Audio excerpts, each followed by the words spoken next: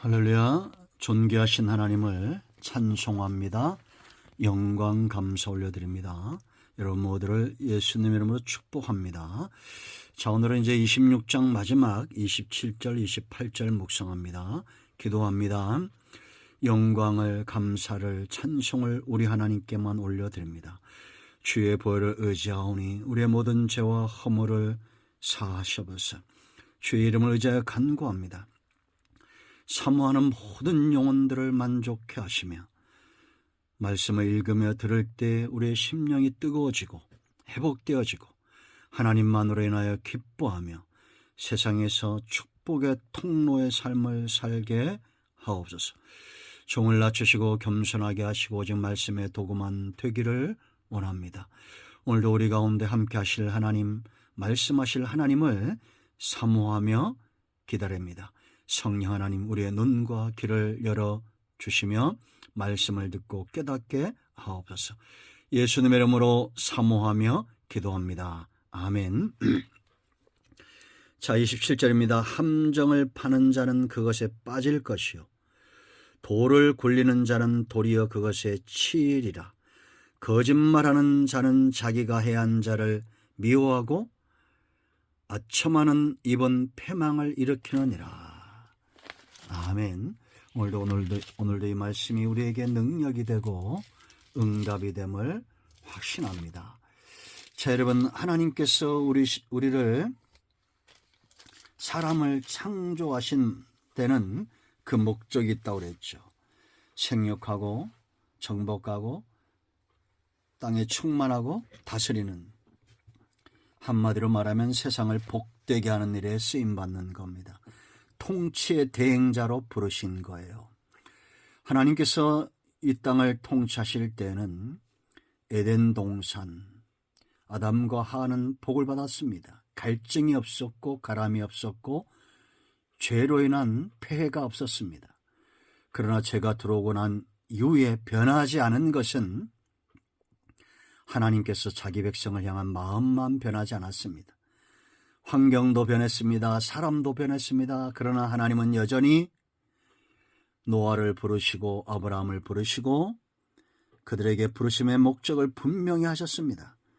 복의 근원, 생육하고 번성하고 땅에 충만한 이 약속을 여전히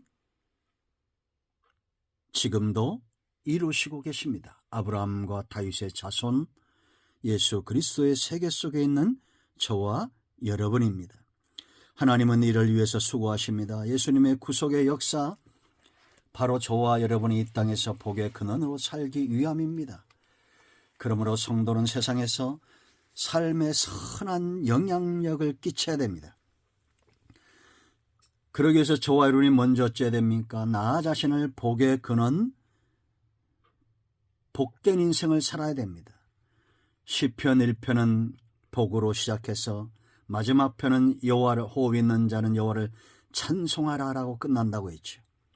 1장 1절 뭐라고 말합니까? 복 있는 사람은 그랬습니다. 악인들의 꾀를 따르지 아니하며 죄인들의 길에 서지 아니하며 오만한 자들의 자리에 앉지 않는다 라고 말합니다. 오직 여호와의 율법을 즐거워하여 그의 율법을 주야로 묵상한다. 그러므로 복된 인생을 살고 하자 하는 자들마다 제일 중요한 것은 그들의 생각입니다. 악인의 꾀, 악인들의 꾀를 따르지 말아야 돼요. 여러분 27절 보세요. 함정을 파는 자 그랬습니다. 또 돌을 굴리는 자, 함정을 파는 자는 그것에 빠진다. 이들이 함정을 왜 팔까요? 돌을 왜 굴릴까요? 악한 계획입니다. 그리고 돌을 굴린다는 것은 그 악을 실행하는 거예요. 그런데 그것에 오히려 빠지고 치게 될 것이다. 하나님께서는 참으로 살아계시며 의인과 악인들의 행동을 지켜보시고 그것을 달아보시는 분이에요. 아무리 악한 자들이 함정을 파고 그것을 이행하고 돌을 굴리고 악한 계획을 세운다 할지라도 이 남을 해칠 목적을 가지고 있지만, 그러나 해함을 받지 않는 이유는 뭐냐? 그 원수들이 해하고자 하는 자들을 향한 하나님의 선한 계획이 있기 때문입니다.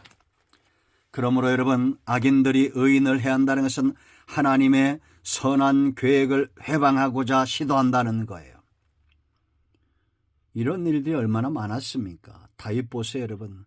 사탄이 악한 괴계로 골리앗을 통해서 그를 막고 사울을 통해서 그를 끊임없이 해하고자 하나 하나님께서 다윗을 통해서 이루고자 하시는 다윗의 계획이 아닌 하나님의 계획을 어떻게 꺾겠습니까? 혹여 의인들이 악인들의 칼날에 엎드러진다 할지라도 하나님의 계획은 꺾이지 않습니다. 저는 이 땅을 향한 대한민국과 조국교회를 향한 하나님의 계획은 여전히 꺾이지 않는다는 확신이 있습니다. 하나님의 방법은 함정을 파는 것이 아닙니다. 서로 형제간에 우애하고 협력하고 악으로 선을 이기며 선한 계획을 쫓아 번성하고 이를 위해서 수고하고 희생하는 거지. 그러므로 성도는 악한 계획이 들어오지 못하도록, 악한 계획을 꾀하는 자들과 하나 되지 않도록, 그 악한 계획에서 벗어나도록 생각 중심을 다스림이 중요합니다. 사탄은 항상 생각 속에 틈을 타고 성령 하나님도 항상 우리의 중심 생각에 선한 생각을 줘요. 우리가 여러분 발람을 잘 알잖아요. 발람 선지자. 악한 생각과 하나님께서 말씀하시는 선한 역사, 그 두 가운데서 자꾸 악으로 끌려갑니다. 결국은 패망하게 되죠. 우리는 선한 생각을 쫓아 진리를 쫓아 행하는 저와 여러분이 돼야 됩니다. 그럴 때 이제 두 번째 단계로 넘어가지 않아요. 자, 마지막 절 보세요. 거짓말하는 자는 자기가 해한 자를 미워하고. 두 번째 단계는 뭐냐? 악한 계획은 죄인의 길에 서게 돼 있어요. 악인들의 꾀를 따르지 않으며 죄인들의 길에 서지 않는다. 죄인들의 길에 선다는 것은 이제는 길은 뭐예요? 습관화된 겁니다. 늘 그 길을 다니는 거예요. 성도는 하나님의 전을 향한 습관에 있습니다. 이 길을 향해서, 성전을 향해서, 하나님을 예배하는 장소를 향해서 끊임없이 나아갑니다. 선한 역사를 위해서 그 길을 끊임없이 갑니다. 그렇지 않습니까? 선한 생각을 끊임없이 하고 하나님이 기뻐하는 길에 끊임없이 서고 전도하는 길에, 복음을 전하는 길에, 사랑하는 길에, 헌신하는 길에, 희생하는 길에 끊임없이 섭니다. 그러나 거짓은 뭡니까? 습관적 거짓말이라고 그랬죠. 거짓말하는 자 항상 거짓말합니다. 그리고 여기 자기가 해한 자를 미워한다고 했어요. 이 사람이 해한 자가 누구겠어요? 바른 말하는 사람, 거짓말하고 악에 빠져있는 이 사람을 향해서 직언하는 사람, 이런 사람을 해한다는 겁니다. 그리고 해한 다음에도 미워한다는 거예요. 이제는 그 악에 굳어지는 겁니다. 거짓은 사탄으로부터 옵니다. 사단은 거짓의 압이라고 그랬어요. 그래서 한 사람의 영적인 상태를 아는 것은 거짓말이 습관화되어 있는지, 진리가 습관화되어 있는지를 보면 아는 겁니다.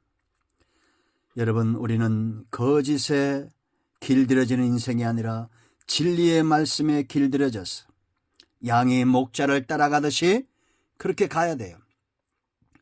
양의 습관화된 길은 어디입니까? 목자의 길입니다. 목자가 앞서가면 따라가고 서면 서고 푸른 초장 실만한 물가 사망의 엄침한 골짜기 원수의 목전, 목자가 앞서가는 겁니다. 그러므로 우리는 죄인의 길에 서지 말아야 됩니다. 거짓말의 길에 서지 말아야 돼요. 마침내 어떻게 되느냐? 오만하게 돼요. 죄인의 길에 서지 아니하면 오만한 자들의 자리에 앉지 않는다. 여기 마지막 보세요. 아첨하는 입은 패망한다 그랬습니다. 아첨과 패망은 직결되는 거예요. 여러분, 아첨한 사람들이 왜 간신배처럼 사람을 의지하겠습니까? 이들은 하나님을 의지하지 않습니다. 눈에 보이는 사람을 더 의지하고 눈에 보이는 물질을 더 의지합니다. 결국 그 결말은 패망, 하나님을 의지하지 않고 사람을 의지하는 오만한 교만함의 자리에 서게 되고 그 결말은 패망에 이른다. 성도는 겸손함으로 하나님을 의지해야 됩니다. 이제 우리가 세상에서 복의 근원, 축복의 통로 되기 위해서 먼저 복받는 인생이 되세요. 생각을 진리의 말씀이 장악하게 하십시오. 그럴 때 우리는 죄인의 길에 오만한 자의 자리에 앉지 않습니다. 아첨하지 않습니다. 하나님의 말씀을 겸손히 기다리며 순종합니다. 아멘. 할렐루야. 저 여러분 모두를 복되게 하시는 하나님을 찬양합니다. 기도합니다. 예수님의 이름을 의지하기도 합니다. 이 말씀대로 되게 하여 주시옵소서. 우리 가운데 마음이 상한 자, 병든 자 치유하시고 회복시켜 주시기를 원합니다. 예수님의 이름으로 사모하며 축복하며 기도합니다. 아멘. 할렐루야.